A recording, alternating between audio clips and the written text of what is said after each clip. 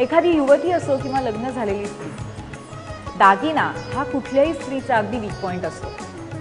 पण आपल्याला जर थोडे वेगळ्या पद्धतीचे दागिने वापरायचे असतील तर त्यासाठी आपण देवतांच्या अलंकारांपासून सुद्धा त्याची प्रेरणा घेऊ शकतो. आज आम्ही तुम्हाला सप्तशृंगी देवी आणि तिचे अलंकार दाखवतोय.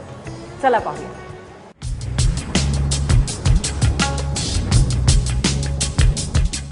हाय, मी मृण्मयी अवचट. नवरात्राच्या निमित्ताने खास आपल्या महाराष्ट्राच्या आराध्य देवींचं आपण एक त्यांच्या सजावटीकडे, त्यांच्या आभूषणांकडे, त्यांच्या वस्त्रांकडे लक्ष घालूयात. त्यांचे वेगवेगळे घातले जाणारे दागिने, त्यांना ज्या पद्धतीने सजवलं जातं त्या वेगळ्या पद्धतीने नेसवलेल्या साड्या आणि त्यांच्या नथी, त्यांना लावलेलं कुंकू, ह्या वेगवेगळ्या गोष्टी आहेत ज्याच्यापासून आपण प्रेरणा घेऊ शकतो. आणि आपण ज्या पद्धतीने साड्या कलेक्ट करतो, आपण ज्या पद्धतीने वेगवेगळे पारंपरिक आर्ट फॉर्म कलेक्ट करतो, तसेच आपण दागिने सुद्धा कलेक्ट करू शकतो. हे नुसते कलेक्ट केलेले पारंपरिक दागिने पारंपरिक कपड्यांबरोबर न घालता आपण त्यांना फ्युजन वेअरसाठी, त्यांना इंडो वेस्टर्न लुक देण्यासाठी सुद्धा त्याचा खूप छान वापर करू शकतो. वणीची सप्तशृंगी माता, हिला साडी नेसवली जाते, हिला नथ घातली जाते, कुंकू लावलं जातं, पण त्याचबरोबरीने तिला कंबरपट्टा दिला जातो. हा कंबरपट्टा हा एलिमेंट आहे जो तुम्ही फॅशनमध्ये खूप छान पद्धतीने वापरू शकता. कंबरपट्ट्याचा उपयोग तुम्ही साडीबरोबर करून त्याला थोडासा यंग लुक देऊ शकता.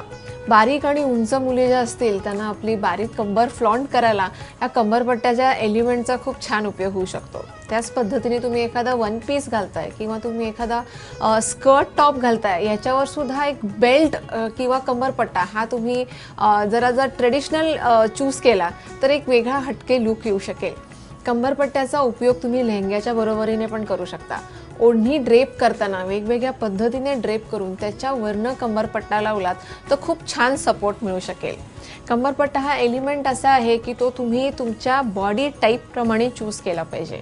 जर तुमचा मध्यम किंवा अगदी बारीक बांधा असेल तर तुम्ही थोडा पारंपरिक आणि मोठ्या पद्धतीचे कंबरपट्टे चूज करू शकता. जर तुम्ही थोडं ब्रॉड साईडला असाल तर थोडे नाजूक आणि छोटे डेलिकेट असे तुम्ही कंबरपट्टे वापरून ते खूप जास्त पद्धतीने दिसत नाही आहेत ना, पण त्याचा एक सपोर्ट म्हणून किंवा एखाद्या ड्रेपसाठी तुम्ही त्याचा वापर करू शकता.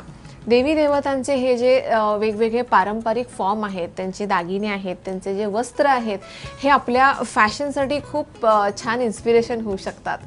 पारंपरिक दागिने आहेत तसेच हा एक फॉर्म आहे, आपण वापरू शकतो. आणि दुसरं म्हणजे त्याच्यापासून प्रेरणा घेऊन आपण नवीन नवीन पद्धतीचे ॲक्सेसरीज किंवा इंडो वेस्टर्न लुकचे दागिने सुद्धा करवून घेऊ शकतो. तर नवरात्राच्या निमित्ताने खास आपण या वेगवेगळ्या एलिमेंट्सकडे बघून आपल्या वॉर्डरोबला एक नवीन ट्विस्ट नक्कीच देऊ शकतो.